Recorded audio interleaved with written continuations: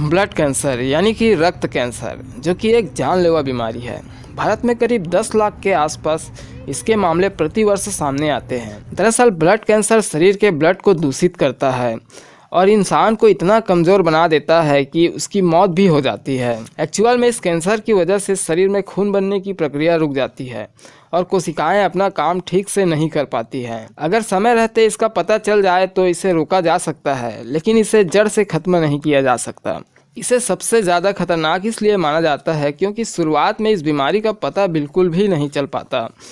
शरीर में जब कैंसर की शुरुआत होती है तो इसके छोटे छोटे लक्षण शरीर पर दिखते हैं, लेकिन अक्सर लोग इसे इग्नोर कर देते हैं, जैसे कि थकान और कमजोरी महसूस होना, पेट में सूजन, वज़न कम होना, बुखार, नाक से खून आना, मसूड़ों से खून आना, हड्डी या जोड़ों में दर्द, सर में दर्द, उल्टी आना इत्यादि। लेकिन ये सारे लक्षण कई दूसरी बीमारी में भी देखने को मिलता है। तो आइए ब्लड कैंसर को विस्तार से समझते हैं। नमस्कार, I welcome to medical and nursing knowledge channel. अगर आप इस चैनल पर नए हो तो चैनल को सब्सक्राइब कर लें, साथ ही बेल आइकन भी प्रेस कर दें ताकि आपको न्यू वीडियो का नोटिफिकेशन मिलता रहे। ब्लड कैंसर में कैंसर का सिंपल मतलब होता है अनकंट्रोल अबनॉर्मल सेल का ग्रोथ, यानी कि कोई सेल है जो कि हमारे बॉडी में नॉर्मल बनता है तो वो हमारे बॉडी में नॉर्मल काम करता है, लेकिन अगर वही नॉर्मल सेल अब नॉर्मल बनने लगे जिसे बॉडी द्वारा कंट्रोल ना किया जा सके, मतलब इस सेल का वृद्धि बॉडी के कंट्रोल से बाहर हो, तो इस टाइप के सेल का अनकंट्रोल बॉडी में बनना कैंसर कहलाता है। क्योंकि ये बीमारी ब्लड से रिलेटेड है इसलिए इसे ब्लड कैंसर कहते हैं। ब्लड कैंसर 3 तरह के होते हैं। फर्स्ट ल्यूकेमिया, जो कि बोन मैरो से उत्पन्न होता है। सेकेंड लिम्फोमा, जो कि लिम्फेटिक सिस्टम में होता है। थर्ड माइलोमा या फिर मल्टीपल माइलोमा, ये भी बोन मैरो में होता है। इन तीनों में सबसे प्रचलित जो ब्लड कैंसर है वो है ल्यूकेमिया। ल्यूकेमिया को पूरा डिटेल में जानने से पहले कुछ इससे रिलेटेड इन्फॉर्मेशन को भी समझ लेते हैं ताकि हमें आगे समझने में आसानी हो। आमतौर पर ब्लड लाल कलर में नज़र आता है, जैसा कि आप इस पिक्चर में देख पा रहे होंगे, लेकिन जब आप इसे सेंट्रीफ्यूज करेंगे तो आरबीसी, डब्ल्यूबीसी, प्लेटलेट्स और सीरम प्रोटीन इस तरह से अलग हो जाता है। आपने 9th-10th में पढ़ा होगा। ब्लड 3 प्रकार के होते हैं। फर्स्ट लाल रक्त कणिकाएं, जिसे इंग्लिश में रेड ब्लड सेल और शॉर्ट में आरबीसीज कहते हैं। आरबीसी को एरिथ्रोसाइट भी कहते हैं। सेकेंड श्वेत रक्त कणिकाएं, इसे इंग्लिश में वाइट ब्लड सेल और शॉर्ट में डब्ल्यूबीसीज कहते हैं। डब्ल्यूबीसी को ल्यूकोसाइट भी कहते हैं। तो आगे आप कंफ्यूज मत होना, इस एक चीज़ को ही हम 4 तरह से बोलते हैं। श्वेत रक्त कणिकाएं, वाइट ब्लड सेल, डब्ल्यूबीसीज और ल्यूकोसाइट। इसी तरह प्लेटलेट्स को थ्रोम्बोसाइट्स भी कहते हैं। हमारा डिसीज डब्ल्यूबीसी यानी कि वाइट ब्लड सेल से रिलेटेड है, जिसे ल्यूकोसाइट भी कहते हैं। इसी ल्यूकोसाइट से बना है ल्यूकेमिया, यानी कि ब्लड कैंसर का एक टाइप है। ल्यूक मतलब वाइट ब्लड सेल, एमिया मतलब कमी, यानी कि डब्ल्यूबीसी की कमी, यानी कि ल्यूकेमिया मतलब हुआ डब्ल्यूबीसी की कमी। अब इसे एक डेफिनेशन से समझते हैं। Leukaemia is a group of chronic malignant disorder of white blood cells and white blood cell precursor, यानी कि ल्यूकेमिया वाइट ब्लड सेल या वाइट ब्लड सेल प्रिकर्सर के क्रोनिक मलिग्नेंट डिसऑर्डर का एक ग्रुप है। यहाँ पर क्रोनिक मीन्स लंबे समय से, मलिग्नेंट मीन्स कैंसर जो एक जगह से दूसरे जगह फैलता है, डिसऑर्डर मीन्स गड़बड़ी। सिंपल में समझो इस लाइन को, वाइट ब्लड सेल जो कि लंबे समय से कैंसर सेल के वजह से गड़बड़ हो गया है, जो एक जगह से दूसरे जगह फैल रहा है, यानी कि कैंसर अभी ब्लड में है, लेकिन कुछ समय बाद वो लीवर, स्प्लीन में भी कैंसर को फैला सकता है या और किसी भी जगह पर कैंसर को फैला सकता है। एक बात को समझिए, वाइट ब्लड सेल और वाइट ब्लड सेल प्रिकर्सर में क्या डिफरेंस है। देखिए, ये एक ही चीज़ है, लेकिन वाइट ब्लड सेल के बनने के कई स्टेप्स होते हैं, तो वो मैं आपको आगे बताऊंगा।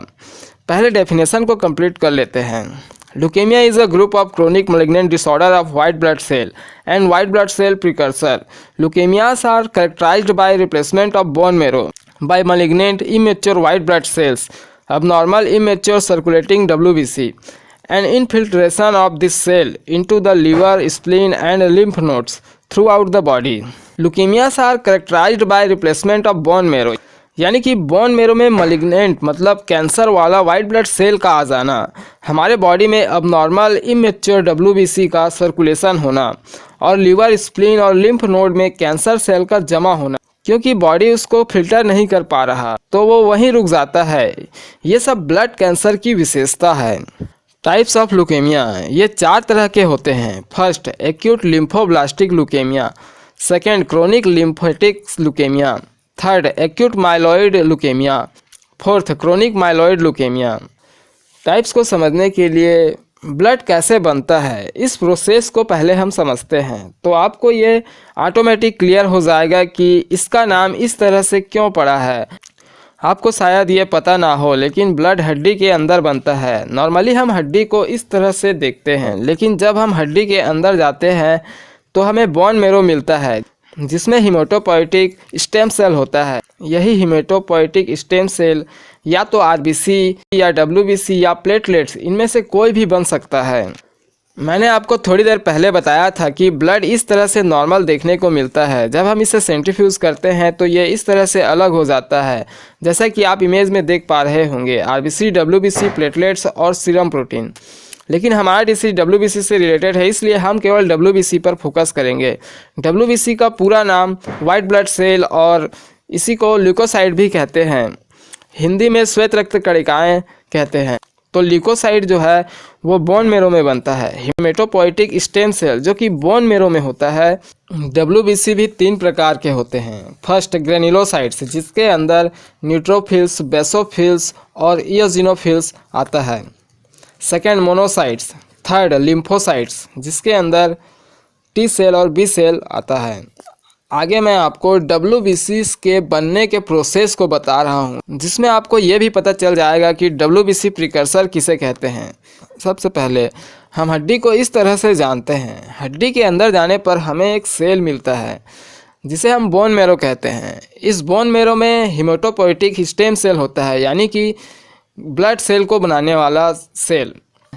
हिमेटोपोइटिक स्टेम सेल 2 तरह से बन सकता है, या तो कॉमन माइलॉइड प्रोजिनेटर या फिर कॉमन लिम्फॉइड प्रोजिनेटर। अगर haematopoietic stem cell common myeloid progenitor बनता है तो फिर आगे माइलोब्लास्ट बनेगा। फिर माइलोब्लास्ट के बाद ये 4 तरह से बन सकता है, या तो बेसोफिल्स या न्यूट्रोफिल्स या इयोजिनोफिल्स या मोनोसाइट्स। ये सभी जितने भी बीच के स्टेप्स हैं ये सारे डब्ल्यूबीसी के प्रिकर्सर हैं। तो आप डब्ल्यूबीसी के प्रिकर्सर को समझ गए होंगे। अगर haematopoietic stem cell common lymphoid progenitor बनता है तो ये 2 भाग में, तो ये भी 2 तरह से बन सकता है। फर्स्ट, स्मॉल लिम्फोसाइट या फिर नेचुरल किलर सेल। अगर स्मॉल लिम्फोसाइट बनता है तो ये टी सेल या फिर बी सेल बनेगा, या इसी को टी लिम्फोसाइट या बी लिम्फोसाइट भी कहते हैं। तो इस तरह से जितने भी बीच के स्टेप्स हैं ये सारे डब्ल्यूबीसी के प्रिकर्सर हैं। तो आप डब्ल्यूबीसी और डब्ल्यूबीसी प्रिकर्सर में कंफ्यूज मत होना, दोनों एक ही चीज़ है। तो अगर आपको टाइप्स को समझना है तो सिंपल है, माइलॉइड ल्यूकेमिया मतलब कैंसर माइलोब्लास्ट में हुआ है या उसके किसी भी आगे के प्रिकर्सर में।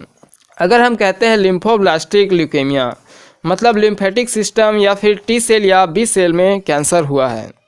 तो आप टाइप को अच्छी तरह से समझ गए होंगे। आखिर ब्लड कैंसर के इतने टाइप्स क्यों हैं? कॉजेस ऑफ ल्यूकेमिया, कारण क्या क्या है? इस बीमारी का एक खास बात है। हालांकि इसे ऐसा माना जाता है कि ये बचपन की बीमारी है, लेकिन इसकी पहचान बच्चों से 10 गुना ज़्यादा एडल्ट या वयस्क में किया जाता है। महिलाओं के मुकाबले पुरुषों में ब्लड कैंसर के केसेस ज़्यादा देखने को मिलता है। ज़्यादातर ल्यूकेमिया के एग्जैक्ट कारण का तो अभी तक पता नहीं चल पाया है, लेकिन कुछ रिस्क फैक्टर हैं, जैसे कि ज़्यादा आयोनाइजिंग रेडिएशन के संपर्क में आना, कीमोथेरेपी मेडिसिन का ज़्यादा यूज़ करना, कोई केमिकल के बार बार संपर्क में आना जैसे कि बेंजीन जो कि सिगरेट स्मोकिंग में प्रेजेंट होता है, डाउन सिंड्रोम जेनेटिक बीमारी का होना, फैमिली में किसी को ल्यूकेमिया होना, T cell leukaemia lymphoma virus 1 को कुछ ल्यूकेमिया का कारण माना जाता है। इसके सेकेंड पार्ट में हम पैथोफिजियोलॉजी, लक्षण, डायग्नोसिस और ट्रीटमेंट पे डिस्कस करेंगे। आपकी राय में आप ब्लड कैंसर को कैसा सोचते हैं? अपनी प्रतिक्रिया ज़रूर दें। वीडियो अगर अच्छा लगा हो तो लाइक करना ना भूलें। साथ ही अगर आप इस चैनल पर नए हो तो चैनल को सब्सक्राइब कर लें। Thank you for watching. आपका हर दिन शुभ हो।